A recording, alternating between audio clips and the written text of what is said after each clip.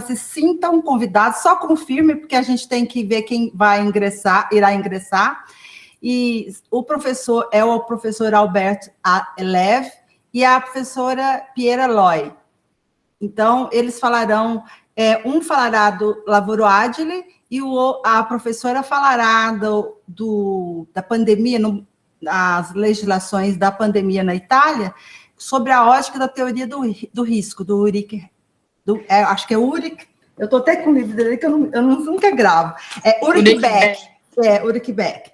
Então, e aí, se vocês quiserem dar o prazer de assistir, vocês só nos avisem. Que aí a gente... Vai ser um prazer, vai ser um prazer. Então, aí a gente pede para o professor enviar o link para vocês, tá bom? E, então, eu não vou demorar muito, porque nós temos muita coisa para apresentar. Senhora Patrícia? Pode falar, Ricardo. Boa noite, tudo bem? Como vão todos? Boa noite, estou ótimo. Oi, Léo, tudo bom? Como vai aí? Prazer em revê-lo aqui. Ô, Léo, obrigado, Ricardo. Queria até aproveitar a oportunidade, aquilo que eu comentei hoje cedo com você sobre o trabalho dos atletas trans, é a Dani Bastos, que está aqui, que vai falar hoje, que fez o estudo. Então, acabou coincidindo aí, Dani, depois eu te explico tudo isso, que eu acabei nem falando para a Dani. Mas, nossa, uma curiosíssima coincidência, então. Uma curiosíssima coincidência, excelente. E o Léo, que é o presidente do Instituto Brasileiro de Direito Desportivo, que muito bem lá representa e conduz o nosso instituto aí nos temas de direito desportivo. Valeu, obrigado. Obrigada, Ricardo. Então é o seguinte, eu não vou demorar muito, só esclarecendo aos professores convidados, nós estamos no eixo de teletrabalho e hoje nós falaremos do meio ambiente, do trabalho e da fiscalização. Já falou um pouco no outro seminário, mas hoje ainda continuaremos. Agora, a Tabata apresentará para nós a questão da ergonomia, então vocês fiquem à vontade. E todos nós do grupo também. Bom, vamos... O primeiro passo, né, depois do boa noite, é tentar jogar esses slides aqui na tela. Essa é a nossa luta de toda segunda, então vamos lá.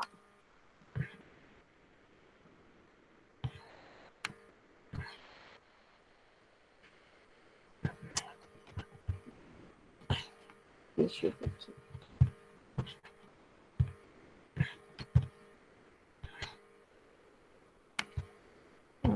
Agora, hoje, eu fiz assim.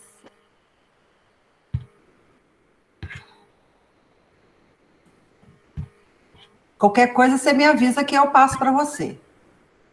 Não. Aqui eu... Deixa eu ver se é... Tá abrindo, mas não tá...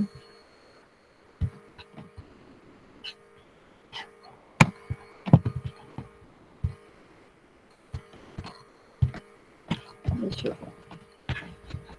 Ó.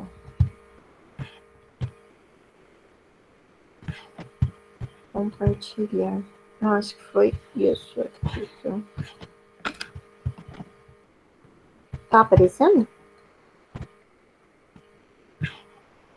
Não? Tem que clicar. Tá aparecendo a minha tela agora?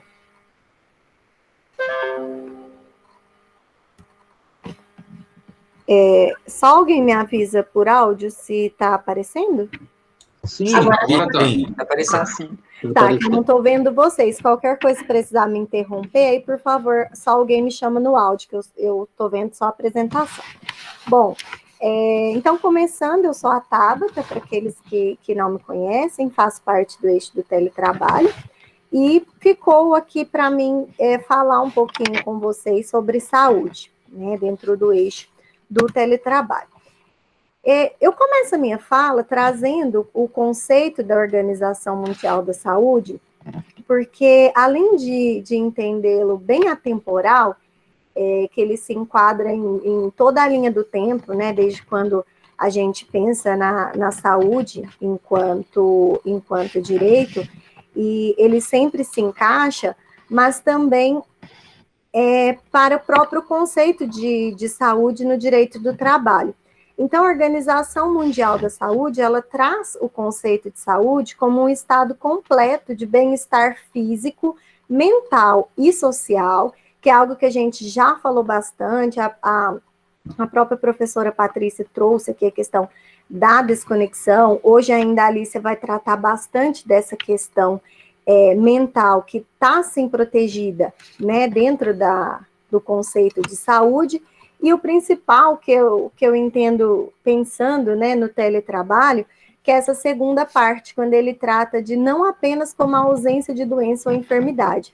Então, o conceito de saúde na OMS, ele é aplicado no direito do trabalho, porque ele contempla não só a questão de reparação aos danos sofridos pelo trabalhador, mas toda a questão preventiva, né, ao direito de não adoecer, que esse trabalhador tem direito. E para o teletrabalhador, a mesma coisa, né? Então, a gente tem que pensar a saúde como direito fundamental, direito à saúde integral, tudo isso também está contemplado para essa modalidade de trabalho.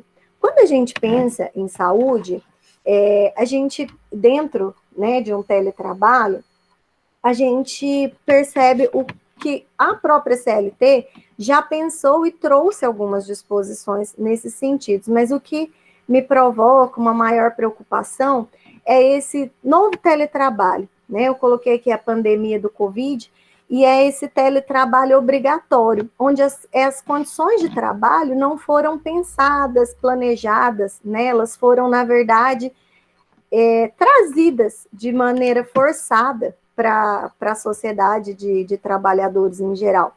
Então, quando a gente pensa nas questões de saúde e teletrabalho, eu vou tratar um pouquinho mais à frente de questões ergonômicas, né, a questão da saúde, como é pensado, como tem que ser fiscalizado, que as meninas vão falarem. Quando a gente pensa no contrato de trabalho no contrato de teletrabalho habitual, aquele que já nasceu, né, na modalidade de teletrabalho, é mais fácil da gente visualizar que essas normas de proteção à saúde do trabalhador foram pensadas. Mas quando a gente traz para esse cenário de pandemia que a gente viveu, o próprio home office, né? Na última reunião a gente brincou bastante da questão do teletrabalho real, que foi cheio de pequenas falhas de comunicação, e é exatamente isso. Então, a gente tem um posto de trabalho improvisado. Isso é preocupante quando a gente pensa, né, em saúde do trabalhador, principalmente nas questões de ergonomia, que é onde eu vou chegar um pouquinho mais à frente. Bom, então, o direito à saúde é direito fundamental, né? Todo trabalhador tem direito, está lá previsto no rol do artigo 7º da Constituição, que o brinca é meu grande xodó. Tudo que eu estudo está lá previsto no artigo 7º, onde está previsto todos os direitos sociais, e a saúde está ali, como um direito fundamental de todos os trabalhadores. Quando a gente pensa, então, em saúde integral, eu deixei aqui no primeiro ponto importante para a gente não deixar de falar, que todas as normas, né, que todo o arcabouço legislativo, ele tem que ser pensado não só para reparação à lesão, mas sim em todas as normas de prevenção que são necessárias. O direito do trabalho, ele vem se atualizando bastante nesse sentido, né? A gente no último ano falou demais de compliance trabalhista e de todas essas novidades trazidas para o direito, e o que é, né, de suma importância, porque tudo isso vai trazer ainda mais garantia de saúde integral. Então, como direito fundamental, a saúde não pode ser violada, suprimida ou segregada, e eu trouxe aqui também um conceito de um constitucionalista, né, que dispensa apresentação, com o professor José Afonso da Silva, que ele traz os direitos sociais como a representação de prestações positivas do Estado. Então, a gente tem que pensar não só na questão reparadora, mas que mesmo na norma protetiva, que esse direito à saúde do trabalhador e do teletrabalhador deve estar contemplado e resguardado sobre qualquer circunstância. A OIT, já foi dita aqui em outras reuniões, né, pelas colegas, mas apesar de não ratificada, pelo Brasil, a Convenção 177 traz uma isonomia de direitos, né, para os teletrabalhadores, aos trabalhadores comuns, e mesmo ela não estando ratificada pelo Brasil, eu entendo que as normas de saúde e segurança do trabalho, como a CLT não trouxe nada especificamente aos teletrabalhadores em relação a isso, se aplica a normativa geral. Então, todos os teletrabalhadores estariam, assim, contemplados no arcabouço protetivo de normas de saúde e segurança. Então, a gente tem um sistema normativo de proteção composto pelas normas constitucionais, abarcando toda a questão fundamental, a saúde, meio ambiente, trabalho sadio. A gente tem aplicação no teletrabalho do Código Civil como reparação de danos.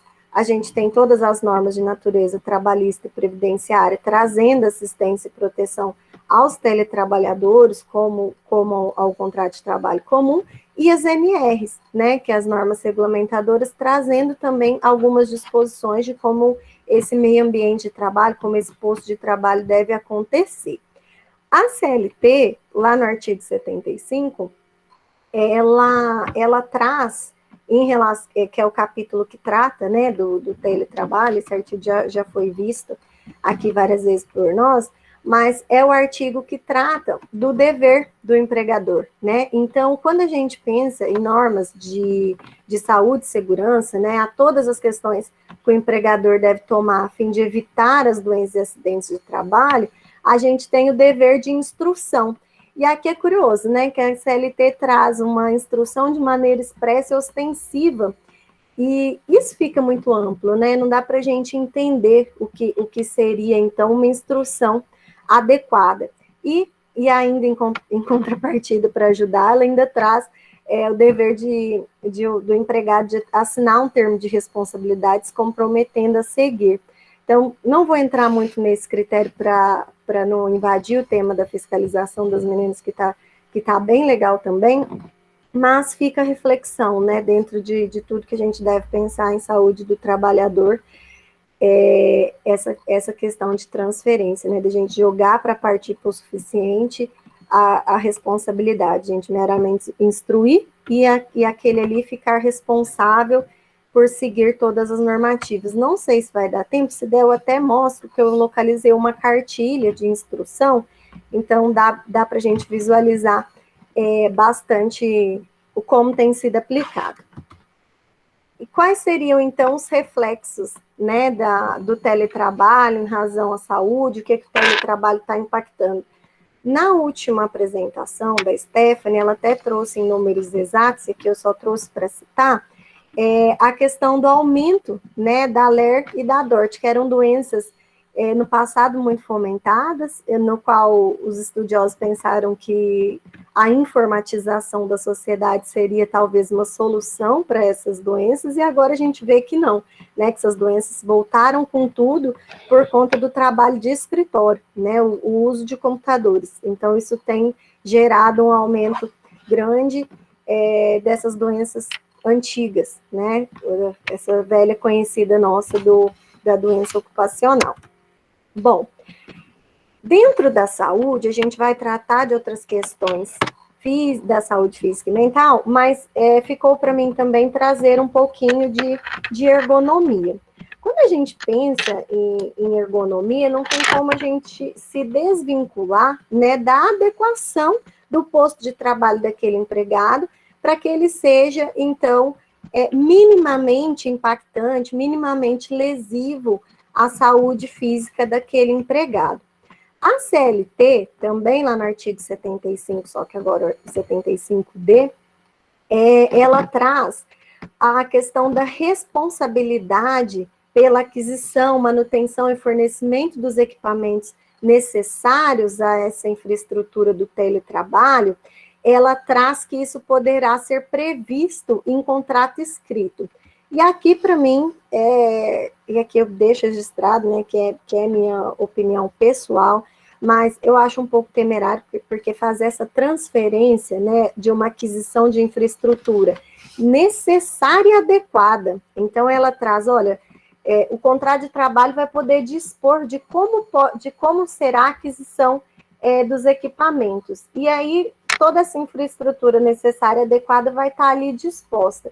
E, com isso, poderá ser transferida, né, ao empregado. A gente sabe que muitos contratos de trabalho contemplam isso, a gente vê profissões que especificamente, às vezes dispõem de um notebook especial, né, com uma tecnologia bastante expressiva, mas não é a realidade da grande maioria, né? Principalmente agora, quando a gente pensa no teletrabalho dentro da pandemia, onde a gente teve pessoas que de uma classe salarial mais baixa, né, sendo trazidas para o trabalho no ambiente doméstico, simplesmente com meras adaptações. Então, quando a gente pensa nesse teletrabalho com essa possibilidade de transferência de responsabilidade para o fornecimento de equipamentos, eu fico um pouco receosa, né? Mas me cabe trazer aqui o que a CLT apresenta e que há, assim, essa possibilidade. Quando a gente fala em ergonomia, que é o nosso sub-eixinho aqui específico, não tem como a gente fugir, né? A gente tem que trazer a NR17, que é a norma regulamentadora que trata, né, de como deve acontecer, de como deve ser esse meio ambiente de trabalho, quais são a mobília adequada, a postura adequada, iluminação, tudo isso está previsto lá na NR17. Como não há atualmente uma norma específica ao teletrabalho, então as regras vigentes são aquelas previstas na NR17, que estão aplicadas a todos os contratos de trabalho de modo geral e também aos contratos de teletrabalho. Para não gastar muito tempo, né, que nosso tempo é bem curtinho, tem bastante gente para falar, eu vou só passar aqui rapidinho, né, em algumas questões que a NR traz, só para ilustrar, e aí a gente disponibilizou já os slides, né, para quem depois quiser ler com calma e conhecer alguma que não conhece, queira conhecer algum apontamento específico da NR. Então, a gente tem, por exemplo, regras específicas de como tem que ser o mobiliário, por exemplo, questões de distância, né, entre o campo dos olhos, a altura do assento, a área de face e alcance, tudo isso está bem previsto. Postura, os assentos, por exemplo, tem que ter altura ajustável, ou com nenhuma conformação na base do assento, borda frontal arredondada. São várias questões bem específicas que a gente vê quando trabalha sentado, né, que é uma grande massa do teletrabalho, é exigido suporte para os pés. Então, a gente vê que é bem oneroso criar esse meio ambiente de trabalho adequado. Os equipamentos, né? Então, ele tem que estar adequado a todas as características psicofisiológicas do trabalhador e a natureza daquele trabalho. Atividades que envolvam leitura, tem que ser prezada a boa postura, visualização, a iluminação do ambiente tem que estar adequada, as pausas necessárias, né? A NR prevê como regra de ergonomia a necessária pausa para descanso dentro do contrato de trabalho. Quando a gente traz para um teletrabalho pensado no ambiente doméstico, né, essas pausas se tornam até um pouco controvertidas, já foi dita aqui em outras reuniões a questão do direito à desconexão, entre outras tantas questões necessárias para um descanso efetivo, que nem sempre é possível no teletrabalho, mas que tem que ser respeitado, porque está na legislação aplicável. Eu trouxe aqui como um exemplo só a pausa do teleatendimento, que é uma das atividades que a gente vê bastante presente no teletrabalho, né, que a ANR tem o anexo 2 que trata especificamente das atividades de teleatendimento, e aqui a gente pensa, né, as pausas, item 1, fora do posto de trabalho, item 2, em 2 períodos de 10 minutos. Quando a gente pensa em teletrabalho, visualizar essa pausa fora do posto de trabalho acaba sendo difícil, né? Às vezes a pessoa tem ali seu escritório, o escritório improvisado, às vezes está ali na sala, é bem difícil essa desconexão do empregado no teletrabalho feito em ambiente doméstico.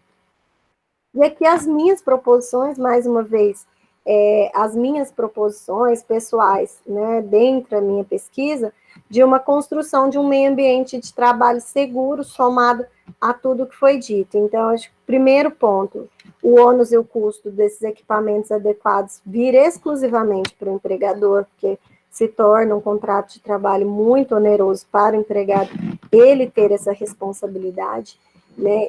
O aumento da periodicidade de exames de saúde ocupacional para, né, tentar fomentar assim, a fiscalização dessa saúde, os treinamentos massivos e constantes, questão de ginástica laboral, toda essa orientação ser bastante fomentada, e a questão da fiscalização ser bem efetiva, que é o que vai ser tratado pelas colegas. Bom, basicamente, era o que eu trouxe para tratar de ergonomia. A Alícia vai continuar com a parte... dá tempo de eu mostrar aqui rapidinho só a cartilha? Ó, só para vocês terem uma ideia de como... Essa cartilha aqui, gente, ela é orientações do teletrabalho do Tribunal da 7ª Região, que eles fizeram para os trabalhadores, né, que agora estão em home office. Então, aqui ela está tratando de ergonomia física, e aqui eles trouxeram bem explicadinhos, ó, como que funcionaria, como que tem que ser a correção visual, ó, a mesa de trabalho, cadeira, quem trabalha com notebook, está bem ilustradinho. Então, não sei a periodicidade, não consegui localizar a periodicidade com que isso é fornecido, ó, eles até trazem durante a pausa, como tem que ser os exercícios, a ginástica laboral, trouxeram algumas imagens para tentar ilustrar, mas, né, não deixa de ser uma modalidade de uma fiscalização peculiar e de todas essas nuances que envolvem o teletrabalho. Eu vou passar a palavra para a Alícia, que vai continuar com a parte de saúde, trazendo a questão da saúde mental, e aí depois a gente segue com a fiscalização.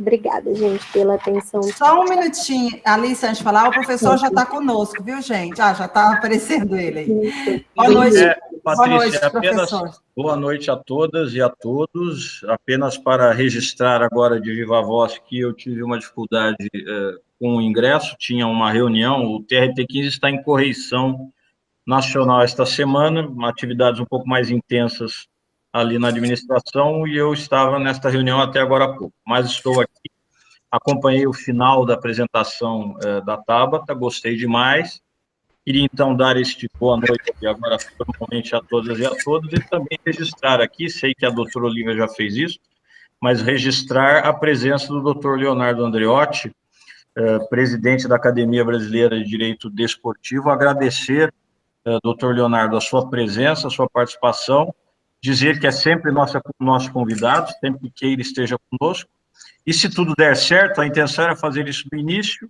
eu não vou interromper agora, obviamente, mas vamos tentar fazer isso no final.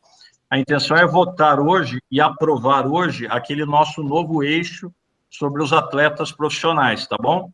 Foi a única proposta de eixo que eu recebi até aqui, as outras acho que ainda não estão finalizadas, então votamos apenas esta. Vamos ver se conseguimos 10 minutos no final para fazer isso. Muito obrigado, Patrícia, a palavra é de vocês. Alícia, sua palavra, minha querida. Obrigada, Patrícia. Parabéns, Tabata. Olá, professor. Boa noite a todos e a todas. Para quem não me conhece, meu nome é Alícia, eu sou advogada, tenho 13 anos de experiência na área trabalhista e participo do núcleo desde o ano passado. No eixo teletrabalho, deixa eu colocar o meu... Patrícia, é uma janela que a gente coloca, né, para...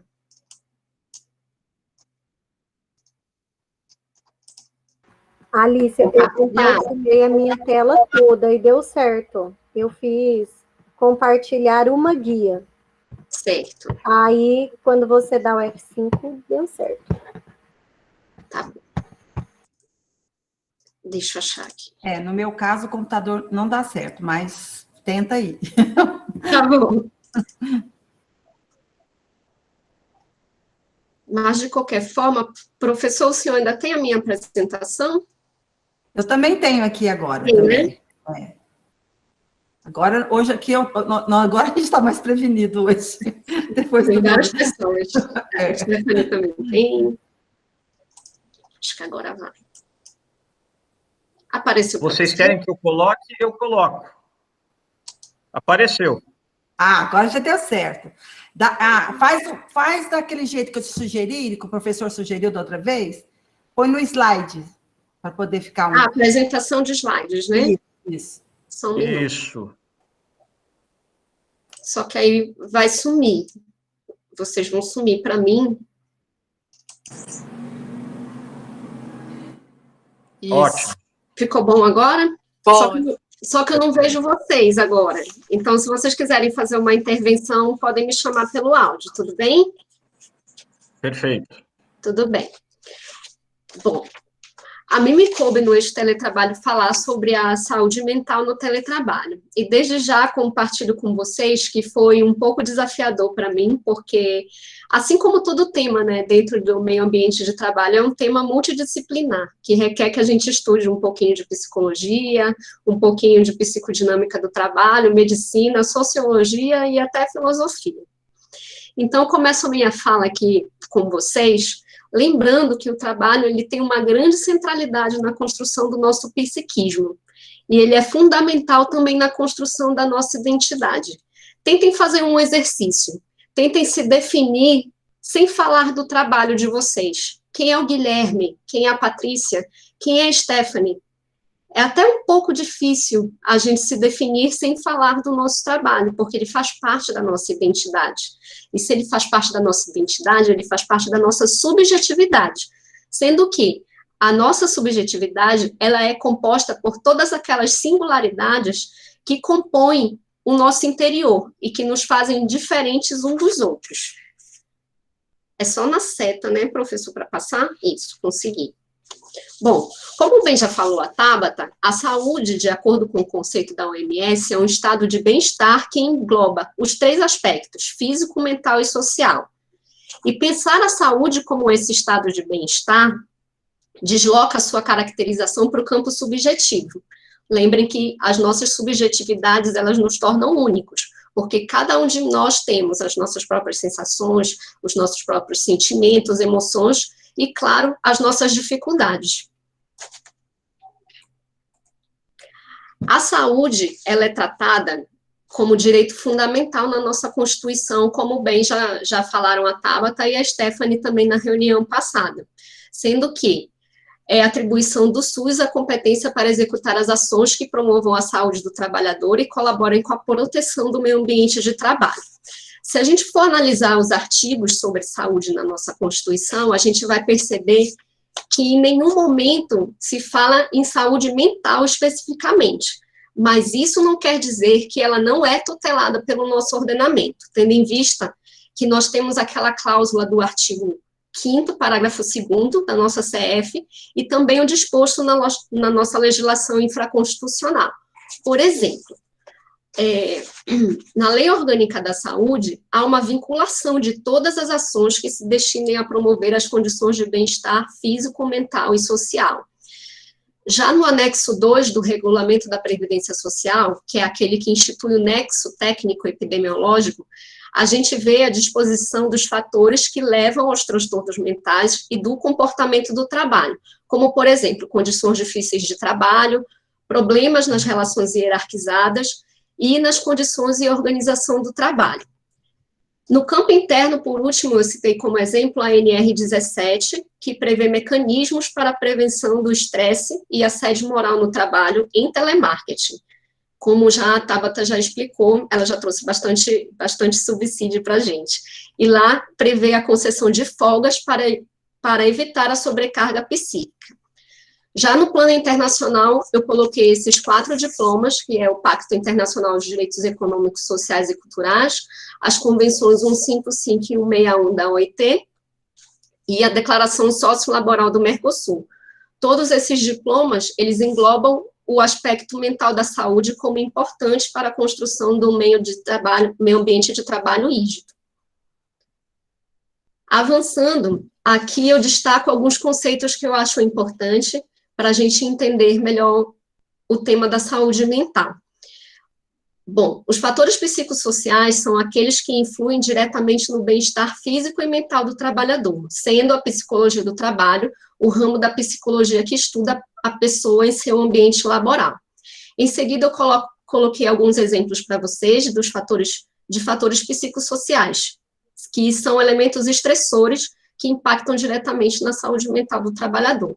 Como, por exemplo, um dos mais fortes, né, o índice de estresse, cobrança e exigências, relacionamentos hierarquizados ou não, o grau de autonomia do trabalhador, falta de reconhecimento. É importante para a nossa validação enquanto ser humano, a gente ter reconhecimento. E um dos mais neurálgicos, que é a gestão do tempo, que é um dos maiores desafios no teletrabalho, tendo em vista que o nosso tempo de trabalho e o nosso tempo junto com a nossa família, agora está tudo junto e misturado. Para terminar essa parte de conceitos, eu trago aqui o conceito de psicodinâmica do trabalho, que é uma abordagem científica desenvolvida por Christophe Dijor, que é um psicanalista francês. Ele desenvolveu essa abordagem nos anos 80, e ela investiga os mecanismos de defesa dos trabalhadores frente às situações de sofrimento do ambiente organizacional. O que é interessante desse estudo é que o Dijor, esse psicanalista, ele faz uma diferença entre sofrimentos não patogênicos e patogênicos. Os primeiros, que são os não patogênicos, eles não causam transtornos aos indivíduos ou doenças mentais, pois o trabalhador possui reservas para enfrentar a situação. Todavia, quando esse trabalhador não possui essas reservas ou elas se esgotam, a doença aparece. É nesse momento que ela aparece. Por isso é importante repor as reservas. E no mundo do trabalho, nosso maior aliado para recuperar nossa energia são as pausas. Ou seja, o direito à desconexão, como bem já explicou a Patrícia e a Claudirene em outro encontro. Aqui, de acordo com as nossas pesquisas, as manifestações psicopatológicas mais recorrentes entre os teletrabalhadores são o estresse, a depressão e a síndrome de burnout. E mais recente, a Zoom fatigue, que é o esgotamento pelo excesso de videoconferências. Aqui, nós trouxemos algumas notícias com algumas coisas que a gente tem que estar atento, porque muitos pacientes que se recuperam da COVID, eles estão relatando sintomas neurológicos e psiquiátricos, o que pode gerar mais conflitos no ambiente de trabalho, que podem gerar, consequentemente, mais reclamações trabalhistas, que vai competir a Justiça do Trabalho de dirimir, e também, como já trouxe a Stephanie alguns números, que depois vocês podem recordar lá na apresentação dela, eu não trouxe para não ficar repetitivo, mas houve um aumento do requerimento de benefícios perante o INSS. A próxima notícia fala de um estudo da OMS, é um estudo de 2016, mas ele traz o trabalho excessivo como causa da morte de 745 mil trabalhadores por ano, apontando que mais de 55 horas de trabalho por semana aumenta o risco de derrame e de doenças cardíacas.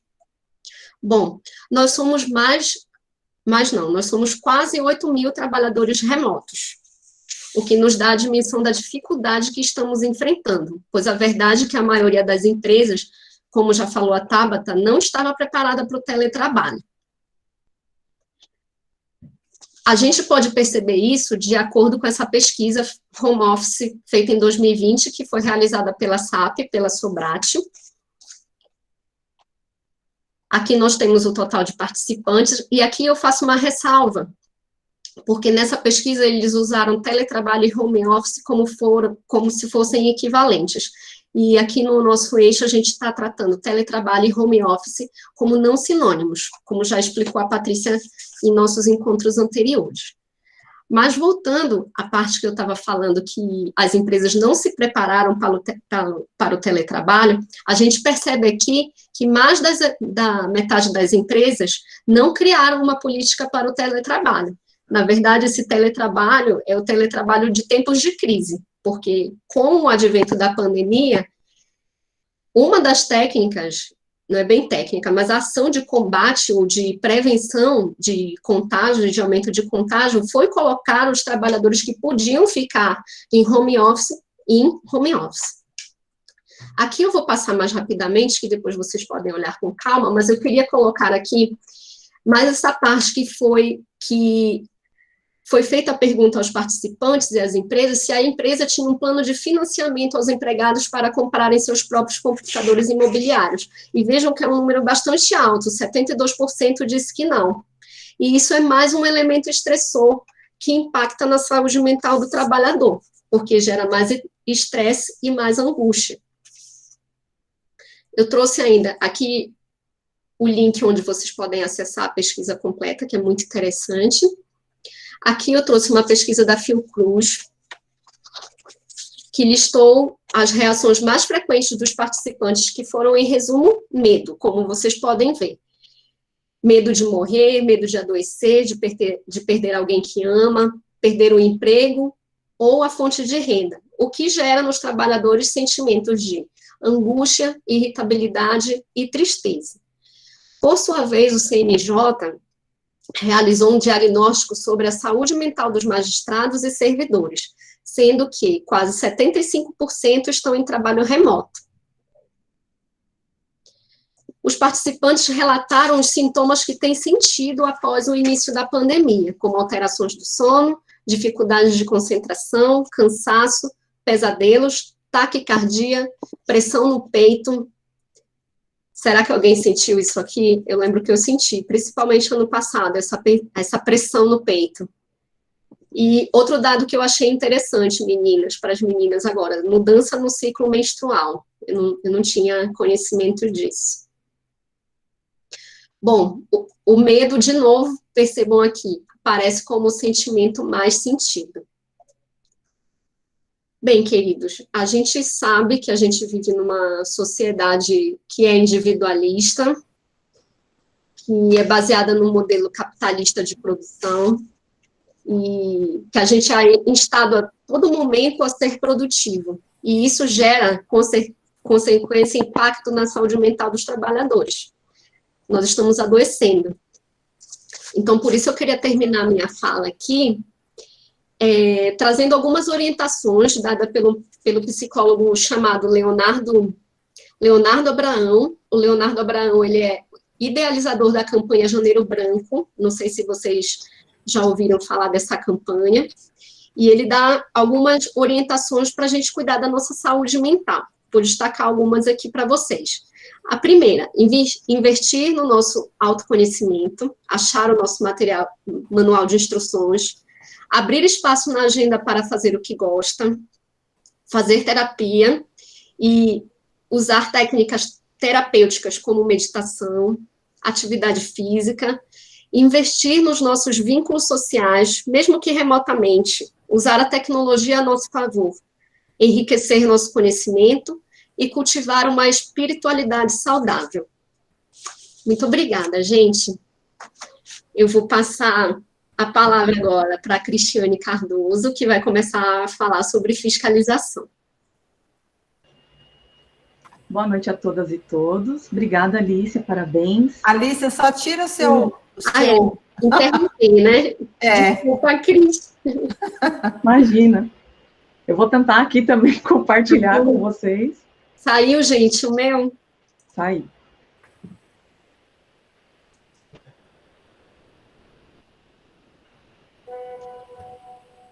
Vou voltar aqui.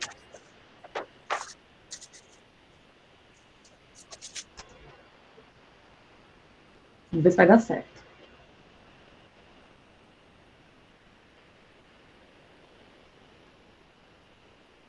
Aí. Eu entrei aqui por 2 computadores, por isso que eu estou conseguindo ver vocês aqui. Ah, legal. Tá vendo? Uma saída boa, né? Bom, então, como eu disse, boa noite a todos e todas. Para quem não me conhece, meu nome é Cristiane Cardoso, e junto com o Thiago Barcelos e a Daniela Bastos, a gente vai falar aqui sobre a fiscalização no teletrabalho pelos auditores fiscais do trabalho. Vou fazer aqui uma pequena introdução, até para que vocês consigam localizar aqui no nosso eixo a problemática que a gente veio trazer para vocês, que daqui a pouco eu já falo, né? Mas, de uma forma bem rápida, prometo para vocês, a minha introdução vai ser a seguinte. Aqui no artigo 6º da CLT, a gente aprende que não há distinção entre o trabalho realizado no empreendimento do empregador, no estabelecimento do empregador, no domicílio do empregado e também no trabalho à distância. Mas, se não houvesse distinção, a gente não estava falando aqui de teletrabalho, inclusive com relação a essa questão de fiscalização. A gente procurou, para trazer essa problemática aqui um pouco mais real para vocês, procuramos entrevistar alguns auditores fiscais do trabalho, a gente trouxe essa entrevista para vocês, fizeram uma série de questões, umas 15 questões, mas também não vamos trazer todas as questões que nós fizemos, só as principais. E isso fez gerar essa problemática que eu vou dividir aqui com vocês, afinal de contas, aí não sei se vocês já chegaram a pensar nisso. A Alicia falou que nós somos quase 8 milhões de trabalhadores em trabalho remoto, né, em teletrabalho. Como que os auditores fiscais do trabalho, também chamados de AFTs, como é que eles conseguem, então, na prática, na vida real, fiscalizar essas relações havidas na modalidade de teletrabalho? Mais especificamente no home office, né? Será que a gente não tem a questão também de entrar aí, de repente, relativizar algum direito fundamental, como o direito à privacidade? Como é que fica a questão da invasão aí do domicílio? A gente pode, então, deliberar sobre esse tipo de fiscalização?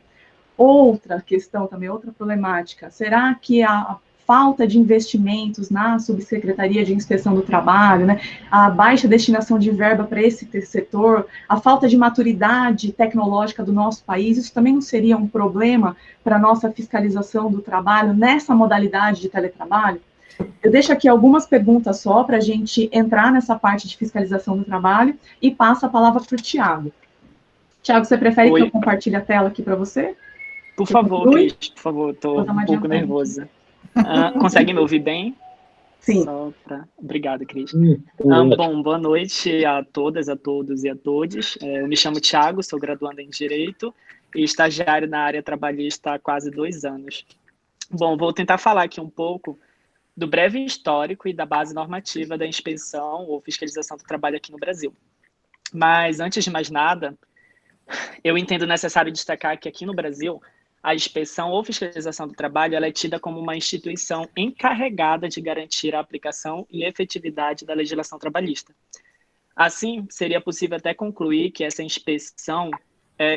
inspeção, o direito do trabalho perderia um dos instrumentos mais poderosos para a garantia de suas instituições, e a nossa sociedade correria o risco de ver os últimos 130 anos de avanços sociais se dissolverem pelo tempo. Então, mesmo que brevemente, eu tentarei buscar analisar esse histórico num primeiro momento sob um foco mundo. Então, assim, apesar de não haver muita discussão sobre, alguns autores indicam que já nas civilizações mais antigas, a exemplo da civilização babilônica, já se observava a existência de diversas regulamentações trabalhistas. Outros autores, contudo, veem o nascimento da fiscalização trabalhista a partir da Idade Média, junto com as corporações de artes e ofícios, aquelas denominadas vedores, que eram fiscais de produção encarregados de fiscalizar o cumprimento destes estatutos. Mas é só com a Revolução Industrial, iniciada lá na segunda metade do século XVIII, na Inglaterra, que diversos autores indicam a real preocupação da intervenção por parte do Estado para a elaboração de regras que buscavam proteger aqueles novos trabalhadores que saíam dos campos para as fábricas. Também foi nesse contexto que o liberalismo e o socialismo passaram a contribuir para uma discussão de intervencionismo estatal. Foi também nesse momento de expansão industrial para o mundo, aliado às péssimas condições de trabalho verificadas nas fábricas e o comprometimento da saúde e segurança de crianças e mulheres, que contribuíram para o surgimento das primeiras normas de proteção do trabalhador, mesmo que também não fossem amplamente respeitadas. Contudo, quando a gente fala aqui do Brasil, a realidade era outra, muito distinta do que a Europa já estava vivendo, pois no final do século XIX, o nosso país ainda oficializava o fim da escravidão, sendo necessário por parte de muitos políticos compartilhar isso com o mundo que estava se industrializando. Então, estávamos vivendo num mundo que estava passando por um processo de industrialização muito forte, enquanto o Brasil estava terminando e oficializando o fim da escravidão. Mas isso acabou levando muito tempo, né? Essa realidade tão distinta fez com que a fiscalização trabalhista brasileira seguisse os lentos passos de uma ideologia política que surgia junto com aquela ideologia republicana que se formava no país. Foi quando, aproximadamente 2 anos após a proclamação da República, foi publicado o Decreto 1313, em 17 de janeiro de 1891, referente à inspeção do trabalho no Brasil, estabelecendo a obrigatoriedade da fiscalização de todos os estabelecimentos fabris em que trabalhassem menores. Então, nesse contexto aqui de primeira... pode voltar, Cris, perdão. De primeira momento de fiscalização em que o Brasil oficializa, a preocupação eram os trabalhadores menores. Mas era aquela preocupação, não trabalhar mais de 12 horas. E, diferentemente até mesmo do que se imaginava à época ou do que se esperava naquele contexto, o decreto nunca foi executado, servindo somente para demonstrar que o Brasil estava se comprometendo com os regimentos internacionais, porque queríamos uma industrialização para o nosso país, já que a Europa estava já na segunda fase. Ainda seguindo esses lentos passos, ainda seguindo os lentos passos, houve a publicação do Decreto 3.550 em 10 de outubro de 1918, criando o Departamento Nacional do Trabalho, mesmo que também só tenha ficado no papel. Quase 3 anos depois, em 1921, a Inspeção do Trabalho surgiu como extensão do Ministério da Agricultura e Povoamento, mas ainda restrita somente ao Distrito Federal. Assim, com a chegada de Getúlio Vargas ao poder, após a Revolução de Outubro de 1930, formou-se um novo período para as relações de trabalho no Brasil. Ainda diferente dos outros países, o Brasil efetivou a inspeção do trabalho em virtude de uma escassez de produtos industrializados no período entre as 2 grandes guerras. O mundo estava vivendo um período correspondente ali às 2 grandes guerras mundiais, de 1914 em diante, e o Brasil naquele processo de transformação, saindo de um país escravocrata para um país republicano, entrando ali no processo de industrialização, então precisávamos de relações internacionais. Foi que muitos doutrinadores entendem que esse surgimento da inspeção no Brasil somente está ligado mais à questão de diplomacia internacional do que necessariamente às conquistas da classe obreira, como ocorreu nos países centrais europeus. Assim, para garantir o título de pai dos pobres e mãe dos ricos, o Getúlio, visando manter boas relações políticas e agradar a todos, buscou criar uma legislação que fosse capaz de beneficiar tanto o empregado quanto o empresário, mas acabou privilegiando as demandas trabalhistas individuais, né, em oposição às coletivas. Aí, diante dessa pressão nacional e internacional, foi com o Decreto 19.433, de 26 de novembro de 1930, criou o Ministério do Trabalho, Indústria e Comércio.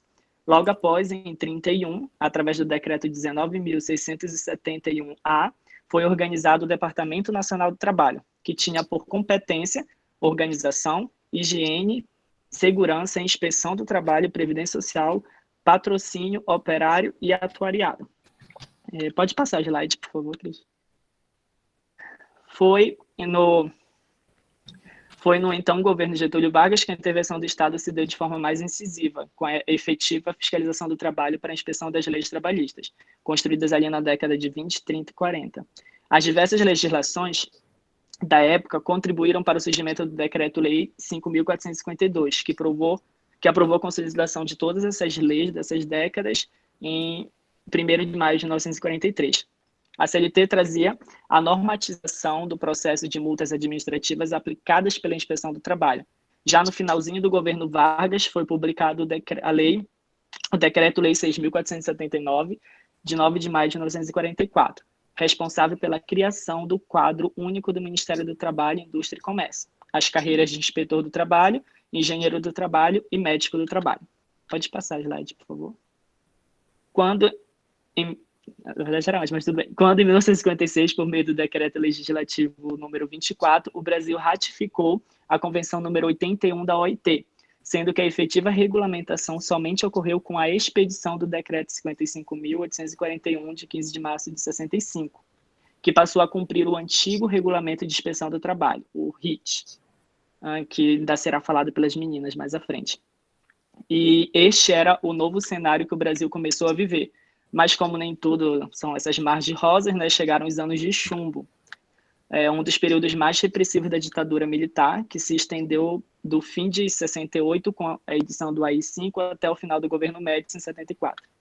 Só que em 1971, o Brasil ofereceu uma denúncia à Convenção número 81, editada pela OIT, alegando 2 problemas fundamentais que dificultavam o seu cumprimento aqui no nosso país. Seria o primeiro, o artigo 6º, que cuidava do Estatuto do Pessoal de Inspeção, e o parágrafo 2º do artigo 11, que tratava do reembolso dos gastos ofertados pelo pessoal de inspeção. Mas foi só em 87 que o Brasil, de fato, ratificou a Convenção número 81 com efeito repristinatório. Aí, em 88, com a nossa nova Constituição, vem a previsão no artigo 21, no seu inciso 24, pela primeira vez, a atribuição à União a competência de organizar, manter e executar a inspeção do trabalho.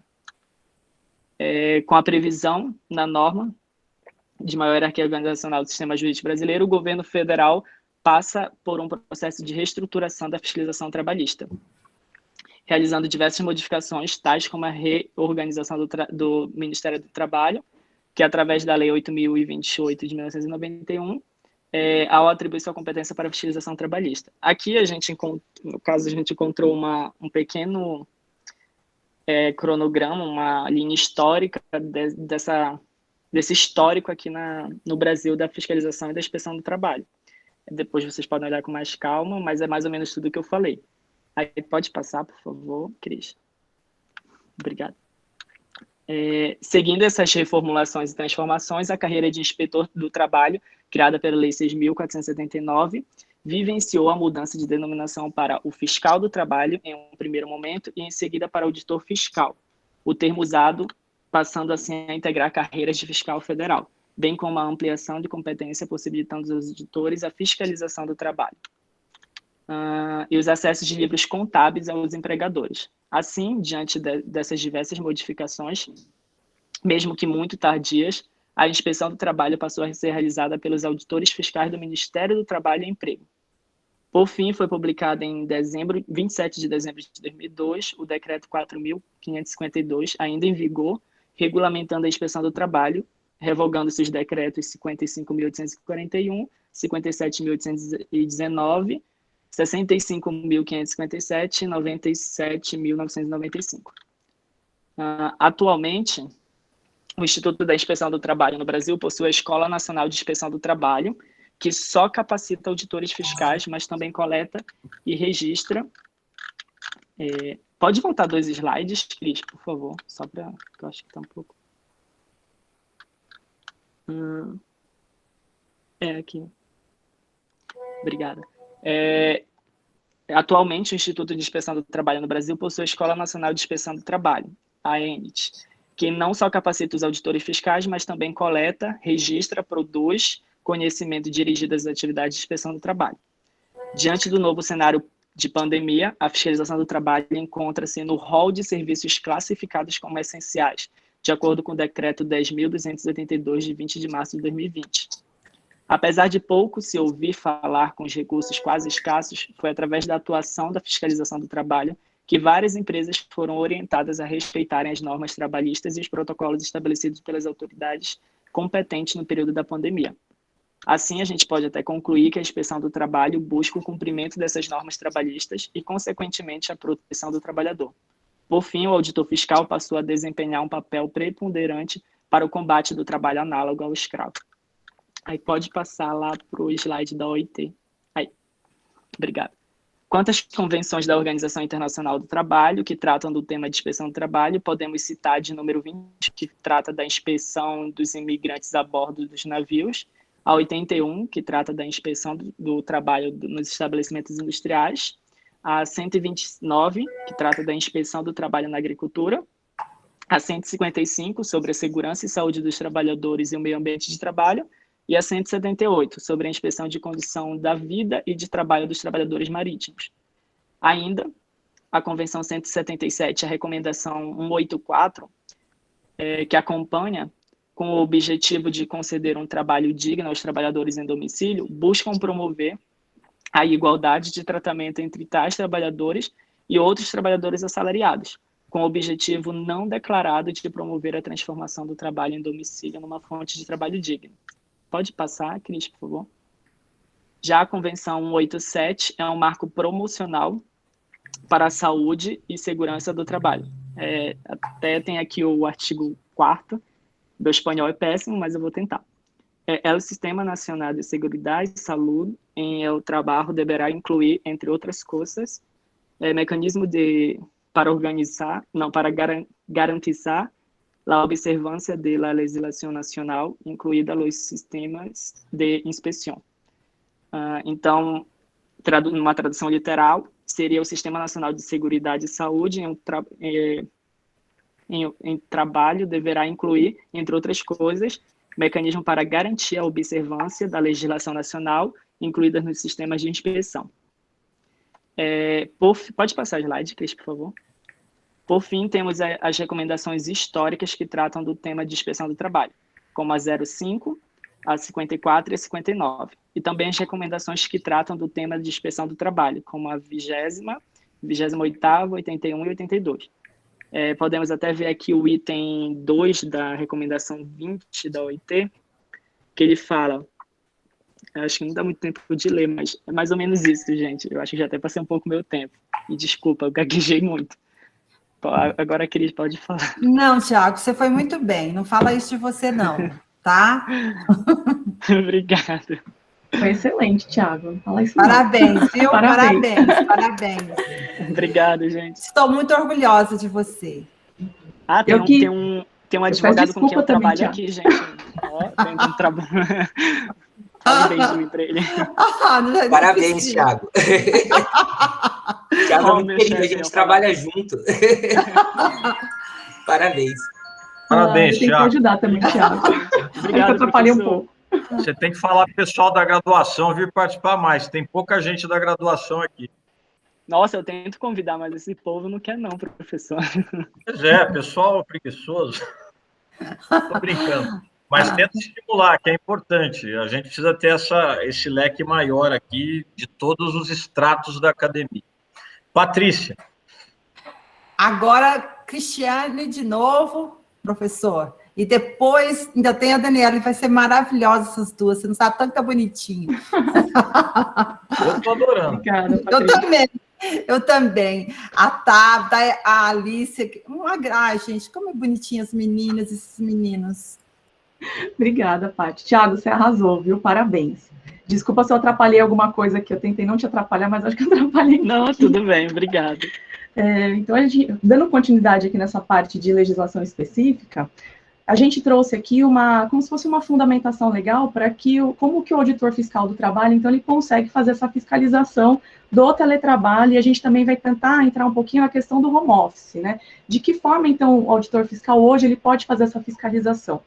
E aí, a gente, aproveitando aqui um pouquinho do que o Thiago falou, ele falou sobre o decreto 4552, se eu não estou enganada, acho que o número está errado aqui, 4.552 de 2002, no artigo 30, nos parágrafos 1º e 2º, ele fala sobre uma das formas de fiscalização ser justamente a fiscalização indireta. Segura essa informação também. Porque na portaria 643 de 2016, um pouco mais moderno, né? A detalhe, o decreto 4552, ele é o Regimento de Inspeção do Trabalho, conhecido como RIT, né? Como se fosse o manual dos auditores fiscais, o manual de instrução para eles, né? Então, já previa lá desde 2002, no artigo 30, e aqui na portaria 643 de 2016, que uma das formas de fiscalização aqui do auditor fiscal seria essa do trabalho, né, de todos os tipos de trabalho.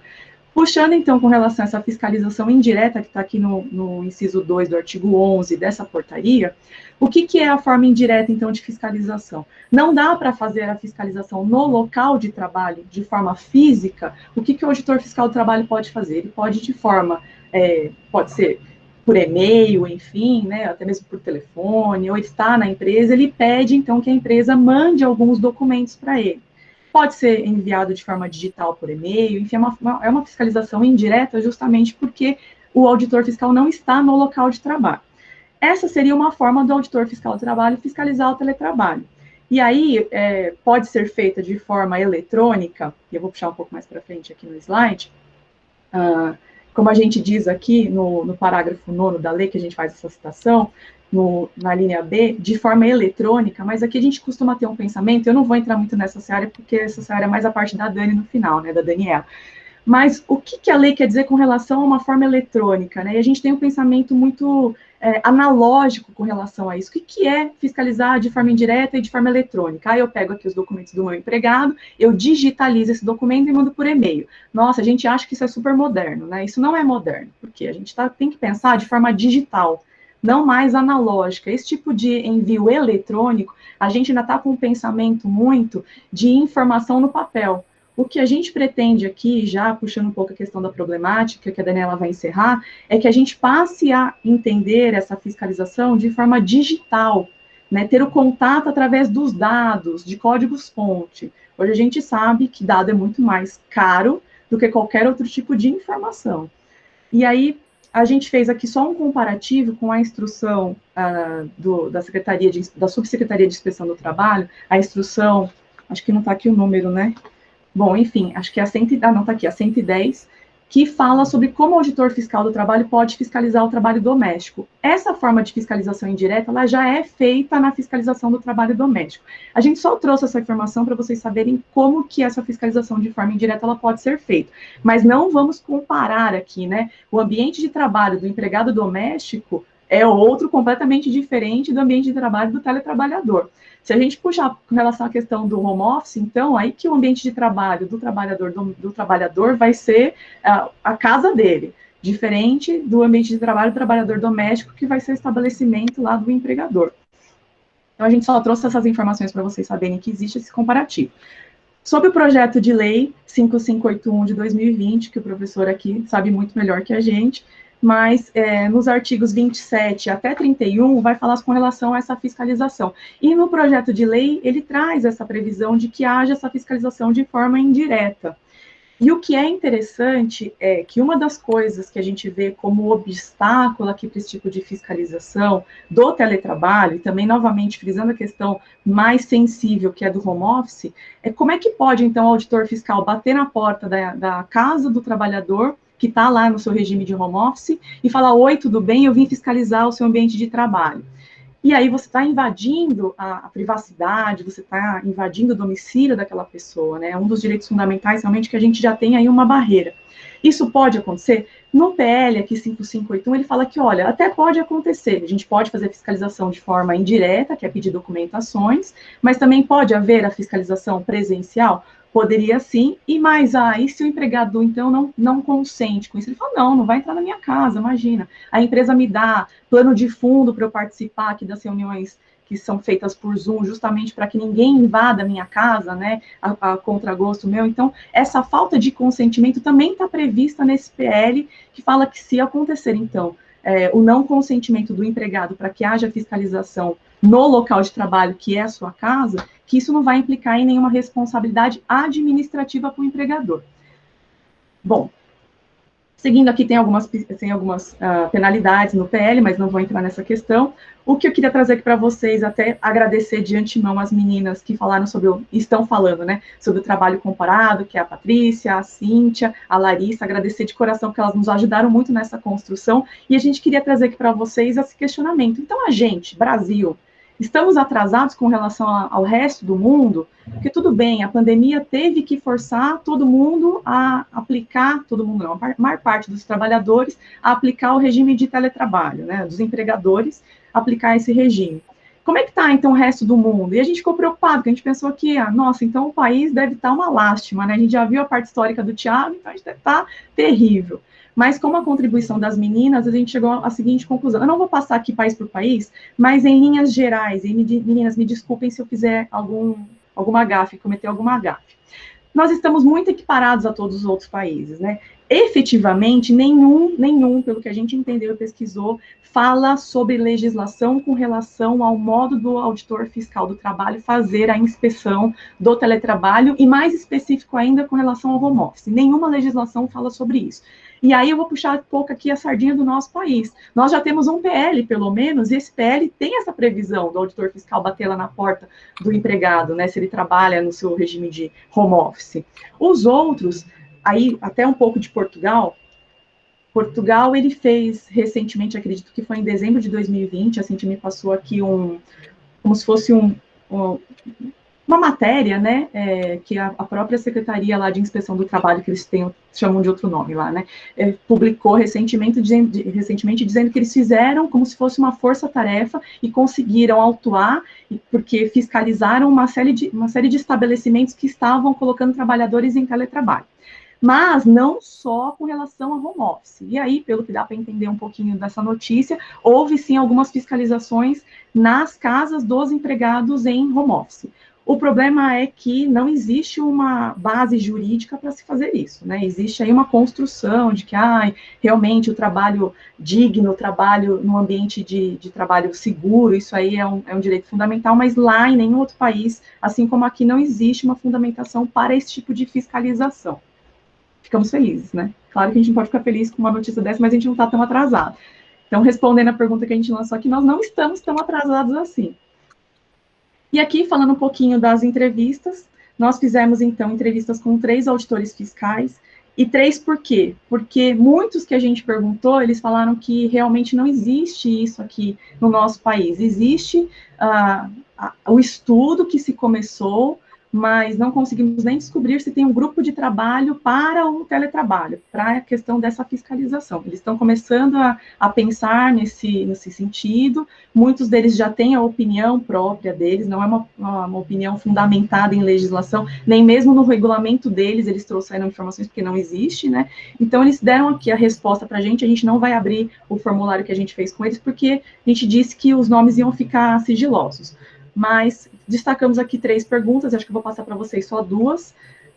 Um desses auditores fiscais aqui, ele é responsável, ele é coordenador do E-Social, então ele está super ligado a essas questões de fiscalização do trabalho que envolvem receber dados das empresas, né? Bom, aqui a gente fez a seguinte pergunta, né? Como então a Subsecretaria de Inspeção do Trabalho tem fiscalizado esses novos modelos de trabalho, como o crowd work, o trabalho on demand e o trabalho à distância na modalidade home office? Aqui, a resposta foi bastante interessante, né? Porque um deles falou, inclusive, sobre a questão dos uberizados, né? Que ele chamou de uberizados. E ele falou que houve, sim, uma fiscalização em loco e que envolveu, inclusive, a análise de inúmeras bases de dados, inclusive para a compreensão do funcionamento dos algoritmos de gestão de mão de obra. E aí, meninas que fizeram a apresentação, né, do trabalho do Uber, essa questão aqui é bastante interessante, porque significa que eles não estão parados, eles estão realmente tentando analisar os algoritmos, né, e não é uma coisa que está tão distante assim da nossa realidade. E eles levantaram aqui a questão de dificuldade de acesso ao trabalhador, a identificação da violação normativa, por conta desse tipo de trabalho que é muito novo.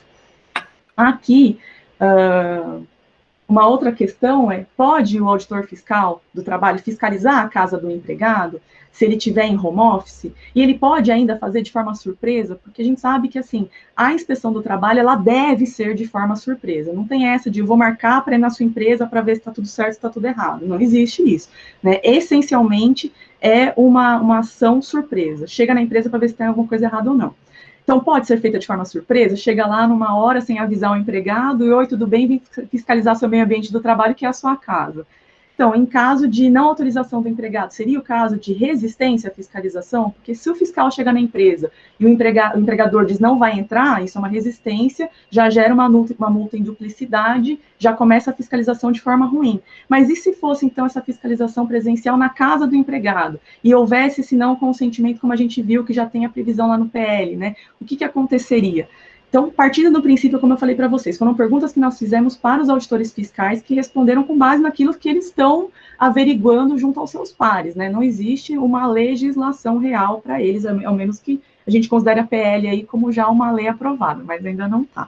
Então, o que eles responderam? O primeiro auditor falou que todas as fiscalizações devem realmente, vias de regra, acontecer de forma surpresa, não sendo o teletrabalho ou o trabalho em domicílio uma exceção. Então, esse auditor fiscal já entende que pode bater lá na casa do trabalhador e falar, oi, tudo bem, vem fiscalizar o seu meio ambiente de trabalho, né?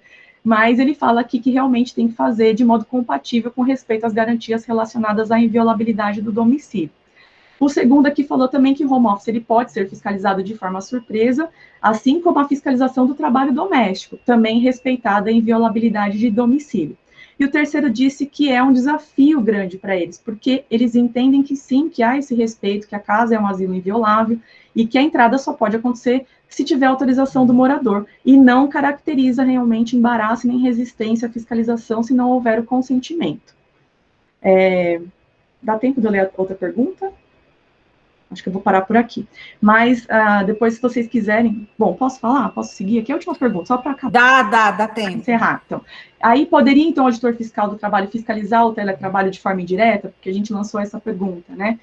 E usar outras formas de fiscalização, por exemplo, ele pode usar o Zoom, dizer para o empregado, olha, empregado, eu vou fiscalizar, gostaria de fiscalizar o seu meio ambiente de trabalho, você poderia abrir um meeting, um Zoom, para a gente dar uma olhada de forma eletrônica? Pode, então, de repente, fazer essa fiscalização através da inteligência artificial? E a gente sabe que o governo está investindo muito nessa questão de inteligência artificial. Depois a Daniela vai fazer também um comparativo com relação aos valores. Mas para a inspeção do trabalho, vem um valor muito menor do que nos outros ministérios, vou chamar assim, né? Dentro do Ministério da Economia veio, para o trabalho veio um investimento um pouco menor. Pouco não, bem menor. Mas poderia ser feito de forma, através de inteligência artificial, e um deles disse que todas as ferramentas podem ser úteis, então eles entendem que sim, que pode ser dessa forma, mas que não substitui a investigação e o registro da auditoria, que somente podem ser implementados em loco. Esse auditor, se eu não estou enganado, esse primeiro aqui, é o que trabalha com investigação de trabalho análogo ao de escravo, então realmente ele já está acostumado a chegar nos locais de trabalho e descobrir as irregularidades. A gente já percebe um pouco mais da natureza do setor que ele trabalha dentro da fiscalização. Os outros dois disseram que sim, seria possível, né, sob a inteligência artificial, que a realidade da inspeção do trabalho do Brasil hoje é que o básico como orçamento para despesas. Bom, enfim, esse aqui eu até vou parar um pouquinho, porque ele deu os dois aqui deram um pouco de desabafo, né? O que eu falei para vocês no começo, quando eu fiz a introdução? A gente tem, aqui no Brasil, não teve mais abertura de novos concursos públicos para auditor fiscal do trabalho, tanto que, se eu não me engano, o Ministério Público do Trabalho fez uma nota ano passado, dizendo que sim, é necessário que haja abertura de novos concursos, existe um número muito reduzido de auditor fiscal do trabalho para fazer esse tipo de inspeção, então eles estão sentindo na pele como que está difícil já fiscalizar as relações normais de trabalho, que eu vou chamar de normais entre aspas, mas o teletrabalho ainda fica um pouco mais difícil. O que eles estão priorizando dentro da Subsecretaria de Inspeção do Trabalho? Fiscalizar, infelizmente, aqueles setores ou aquelas irregularidades mais latentes. Por isso que eles preferem dar prioridade, por exemplo, aquilo que é mais fácil para eles analisarem, que é FGTS. Então, se vocês entrarem, tem um site que depois eu passo para vocês, que acho que é CIT, Radar, dentro da Subsecretaria de Inspeção do Trabalho. Lá você consegue fazer uma análise do que está sendo mais fiscalizado. É o que está sendo mais fiscalizado, não é o que está sendo mais cometido de irregularidade. O que é mais fiscalizado é o FGTS, porque é mais fácil de você localizar essa irregularidade através do e-social, através desses documentos que são enviados. Mas não é o que é mais irregular no nosso país, né? E aí, o que acontece? Eles começam a alocar os auditores fiscais para esse tipo de atividade, análoga de escravo, a analisar documentos que são enviados para o e-social e pelo e-social, de modo que a fiscalização do trabalho em teletrabalho fica bem mais difícil, porque a gente não tem essas ferramentas e nem uma forma mais regulamentada para que eles consigam basear a sua autuação. Acredito que eu encerrei aqui, vou passar aqui para concluir, então. Posso passar, Paty, para a Daniela concluir? Lógico, pode passar, querida. Dani, você está aí? Estou sim, obrigada, Cris. Você quer compartilhar? Posso fazer? Você quer que eu saia, então? Pare o compartilhamento? Isso. Um minutinho. Encerrou, né?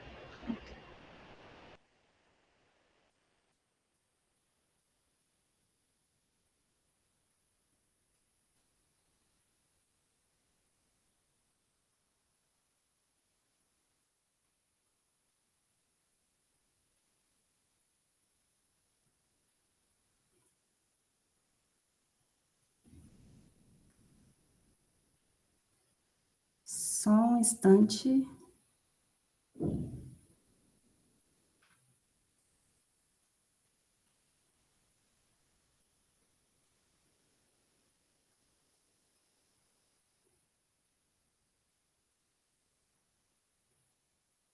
Conseguem ver minha tela?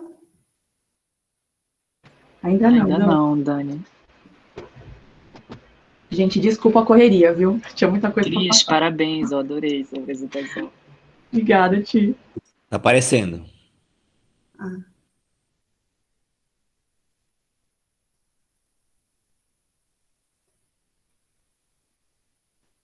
Está na tela já, viu, Daniela? Perfeito, obrigada. Oi, meu nome é Daniela Bastos, é a minha primeira contribuição no grupo, eu estou um pouco tensa, mas espero conseguir apresentar o resultado da nossa pesquisa. Como vocês puderam observar através da fala dos meus colegas, a fiscalização do trabalho é muito centrada no ingresso na empresa, no livre acesso dos auditores fiscais e na verificação de documentos. Ela é uma função repressiva do abuso de direito, orientadora das partes, aprimoradora do sistema. Trata-se de uma superestrutura, em termos marxistas, ou uma estrutura de Estado, que é focalizada no trabalho analógico. Por isso é uma inspeção analógica. Analógica aqui é utilizado no sentido de não virtual, aquilo que ocorre na realidade ontológica no mundo da natureza. É uma superestrutura vocacionada para a sociedade industrial, da qual é oriunda. Eu lembro, inclusive, que o artigo 1º da Convenção 81, da Organização Internacional do Trabalho, que data de 1947, quando trata da inspeção do trabalho, trata especificamente de estabelecimentos industriais.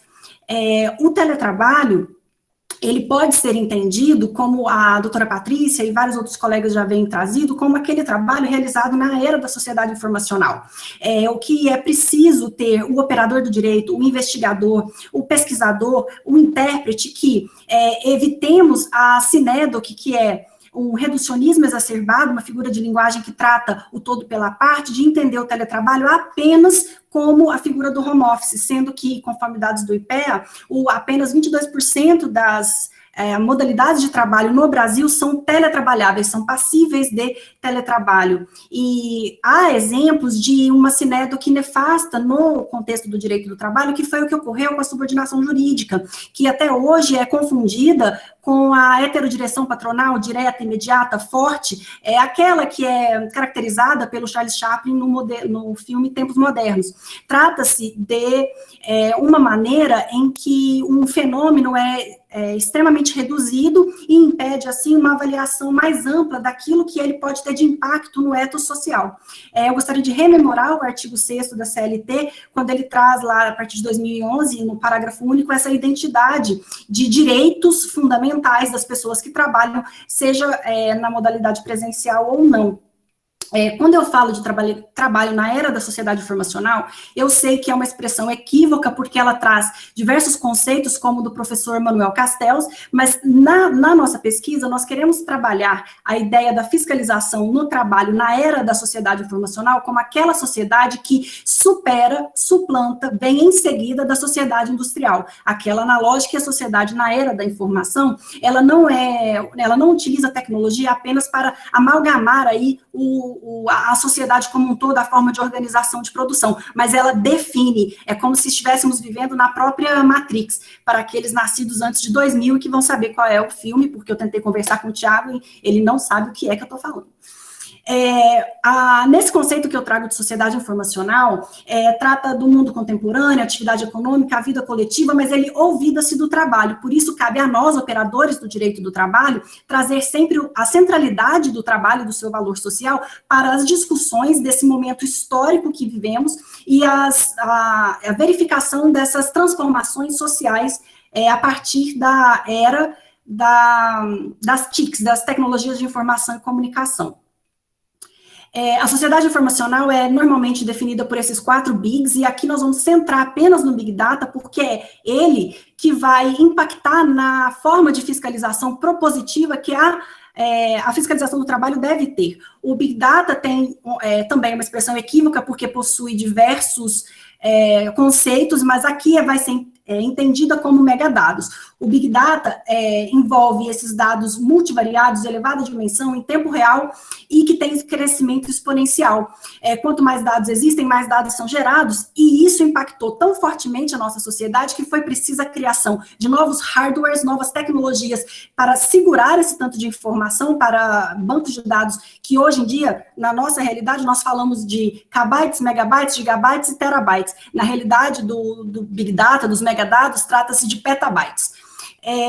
E também, não apenas a respeito dessa quantidade de informação, mas também os atuais 5 Vs: volume, variedade, velocidade, veracidade e valor. No que tange a veracidade, é importante relembrar que na transição dessa tecnologia, dentro dessa infraestrutura, desse hardware necessário para tratar esses dados todos que são produzidos na realidade da sociedade informacional, a computação quântica, vinda da física quântica, da criptografia, tem tido papel de extrema relevância para a confiabilidade desses dados, e isso tem um papel muito relevante para a atuação do Estado, como veremos a seguir. Além do hardware necessário para o processamento dessa grande quantidade de informação que cresce em velocidade exponencial, é preciso também que haja softwares, algoritmos, que haja uma estrutura capaz de decodificar, de entender, de transformar essa montanha de dados em informação útil, informação que a fiscalização do trabalho e o Estado como um todo possa coletar e utilizar com a finalidade de fazer-se respeitarem, serem respeitados os direitos sociais. Aqui, nesse conceito que eu trago, a inteligência artificial é considerada similar à humana, ela é capaz de adaptar-se, ela é capaz de transformar em um sistema inteligente. As 4 características da inteligência artificial são raciocínio, aprendizagem, reconhecimento de padrões e inferência. Ela é utilizada, acoplada à Big Data, para ser capaz de transformar todos esses dados das malhas de dados existentes em informações úteis. Para os órgãos de controle e regulação, é importante trabalhar em termos dessa dicotomia, para entendermos o momento em que vivemos. A Cris já havia citado a realidade do trabalho analógico, da sociedade analógica, que é a sociedade daquele ethos produzido a partir da segunda revolução industrial, e mudarmos para a realidade digital. Vocês repararam que em toda a legislação que trouxemos, ainda as mais modernas, ainda fala em eletrônico. Não há um pensamento já voltado para a era digital. A economia dos átomos é essa da revolução industrial, trata-se da siderúrgica, os átomos, lembrando que existe no mundo da natureza. Enquanto a sociedade informacional vai trabalhar com a economia dos bits, a economia daquilo que é virtual. Enquanto na economia dos átomos a gente trabalha com a ideia da lei da escassez, todo mundo ouviu isso, introdução à economia no primeiro ano da faculdade de Direito, que as necessidades humanas são infinitas e os recursos são finitos. Esta não é a realidade da economia dos bits, que funciona pela lei da abundância. Quanto mais eu tenho, mais eu gero. Quanto mais dados eu tenho, mais eu gero. Por isso, eu tenho essa magnitude do GAFA, das grandes big techs, que são concentradoras da maior parte de dados nas redes. Além disso, a Cris também já falou um pouco da linguagem, é muito importante a adaptação da linguagem de alfabética para binária. Por quê? A partir do giro linguístico, da semiótica, da filosofia da linguagem, como Ludwig Wittgenstein, perdoem o alemão faltante, a linguagem, ela limita a percepção da realidade. A forma que ele diz os limites da minha linguagem significam os limites do meu mundo. E enquanto os órgãos de repressão do Estado estiverem ainda pensando de forma analógica, com a limitação alfabética, e não pensando em linguagem computacional, em uns e zeros, em bits, nessa linguagem que é binária, haverá esse distanciamento, esse descolamento entre a realidade do trabalho na sociedade informacional e os órgãos de controle correndo atrás, usando instrumentos de uma sociedade analógica para fiscalizar e tentar correr atrás aí, então, desse trabalho realizado na era virtual. Eu me lembro aqui de existência de trabalhos remunerados dentro de plataformas virtuais totalmente realizado por avatares, como no caso do The Sims ou do Second Life. E houve até mesmo movimentos grevistas que foram realizados na sede das empresas, na realidade virtual, e não no mundo dos átomos, no mundo natural. Eu gostaria de trazer aqui esses dados que a Cris já adiantou a respeito de, trazendo o brocardo latino, que eu também não sei falar latim, gente, onde há a mesma razão, há o mesmo direito, será? Porque a mesma necessidade que outros órgãos de fiscalização têm, a subsecretaria também terá. E, diferentemente do que acontece, por exemplo, na PGFN, que já tem pela SERPO, empresa pública, que é responsável pelo Banco de Dados Nacional, já implantou um Data Lake, que é um termo de Big Data, que significa esse banco de dados muito grande, está implementando esse Data Lake de 1 petabyte, para ver como esse petabyte é muito grande. São diversos contratos e a construção de um parque gigante para 1 petabyte de informação para a Procuradoria da Fazenda Nacional, e o Ministério da Justiça também já tem 32 milhões de reais destinados em orçamento para projetos de utilização de Big Data, enquanto a Secretaria do Trabalho tem lutado aí para um projeto de 8,5 milhões de reais, e este projeto já aponta qual é a direção que a fiscalização do trabalho tomará. Conforme esta fonte que está indicada aí no material, os esforços são para formar um centro de gestão de informação com dados de empregadores e trabalhadores, das mais diversas bases de dados, para fazer essa colheita de dados e a quebra desses dados em informações a partir das bases governamentais, como a Receita Federal, faturamento, pagamento a terceiros, comunicação, INSS, CAGED, a Cris já falou do E-Social. Qual a razão disso? A criação de uma malha trabalhista para detectar fraude, sonegação de FGTS, etc.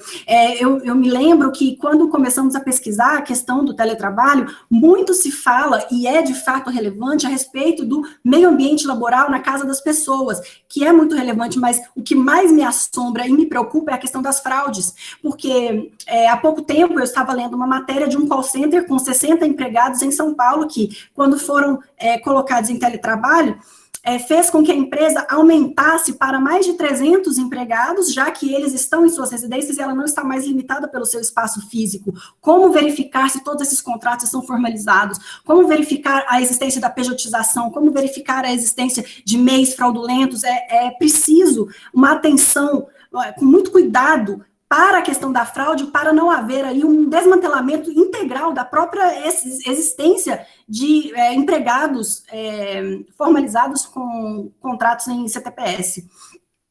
Esse centro de gestão de informação vai complementar a tecnologia de Big Data, cruzamentos de dados, e tem duas vertentes principais: planejamento para os cruzamentos que vão identificar indícios de irregularidade, existência de trabalhador não formalizado, e na parte da fiscalização mesmo, usando estatística e linguagem algorítmica, software, para, a partir de estatísticas, coletar com inteligência artificial esses dados de indícios de irregularidade para a fiscalização do trabalho. Então, os caminhos futuros, nós aqui representamos por essa fórmula matemática: trabalho digital versus inspeção digital igual a Big Data mais inteligência artificial. Esse é o modelo que nós queremos apontar para esse momento, também chamado de pós-contratualismo tecnológico, ou nos termos de Pepe Chaves, aproveitando a teoria de De La Cueva, de contrato realidade, e de Plá Rodrigues, de primazia da realidade, o contrato hiperrealidade. É aquele que existe tanto no mundo físico quanto no mundo virtual. E lembrando a lição do professor Lawrence Legg, Code's Law, a necessidade do código-fonte. Qual a grande relevância do Code's Law? Se código é lei, então eu tenho a existência de seres privados, entes privados, de representantes dos detentores dos meios de produção, criando leis, e o Estado tem se recusado sistematicamente a investigar se essas leis são justas, se essas leis estão em consonância com as legislações estatais, o que significa que o Estado tem aberto mão de sua própria soberania. Soberania, no dizer de John Austin, o direito do Estado de ter o monopólio de impor condutas e impor sanções pelos descumprimentos dessas condutas. E o que acontece? Eu tenho uma realidade virtual, como vimos lá na questão dos cyberatletas, em que a empresa detentora do código-fonte impõe condutas, impõe sanções pelo seu descumprimento e está à margem da fiscalização dos órgãos de controle, seja do Poder Judiciário, Estado Juiz, seja do Ministério Público do Trabalho, seja dos auditores fiscais do trabalho. Qual uma proposição, então? Buscar o e-discovery. O e-discovery vem na Rule 26, a regra 26 do Código de Processo Federal Americano, que determina que todas as empresas norte-americanas que atuem dentro ou fora dos Estados Unidos devem apresentar todos os dados e todos os sistemas que dizem respeito à matéria posta em juízo. Chama Duty to Disclose. Disclose vem da expressão disclosure, de apresentar, tornar público. O contrário de sigilo.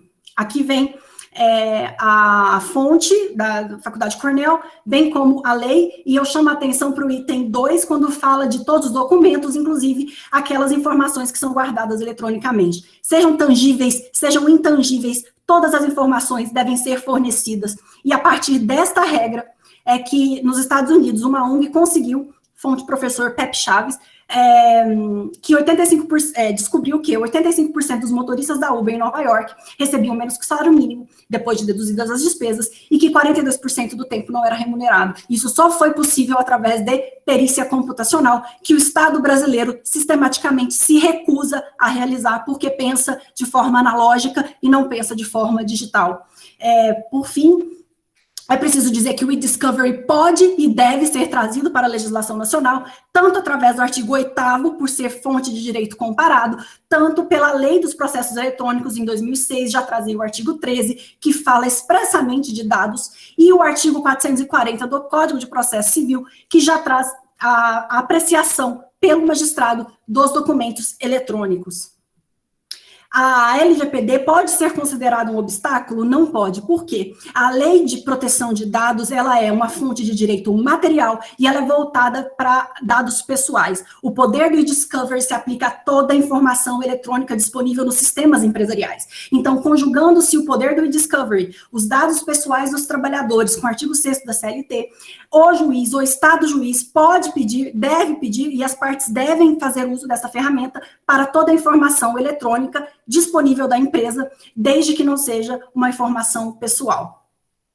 A partir do e-discovery, nós tratamos, então, uma proposição para a existência do e-visita. Então, se a visita na sociedade analógica é aquela visita que o auditor fiscal do trabalho vai lá presencialmente na empresa, vamos trabalhar com a ideia de uma e-visita, formas em que o Estado seja aparatado, tenha o seu aparato para fazer essa fiscalização surpresa nos sistemas empresariais, a partir da noção de que, como trouxe o meu colega Tiago, na recomendação 20.2 da Organização Internacional do Trabalho, o dever do Estado de não revelar segredos, de que tenha notícia por razão da inspeção do trabalho. É o mesmo que se aplica pela Lei Complementar 75 ao Ministério Público do Trabalho. Portanto, a existência de segredo empresarial não é oponível ao Estado para criar estados virtuais paralelos. Pelo contrário, na sociedade informacional, a hiperrealidade não está fora do alcance do direito, não está fora do alcance do Estado.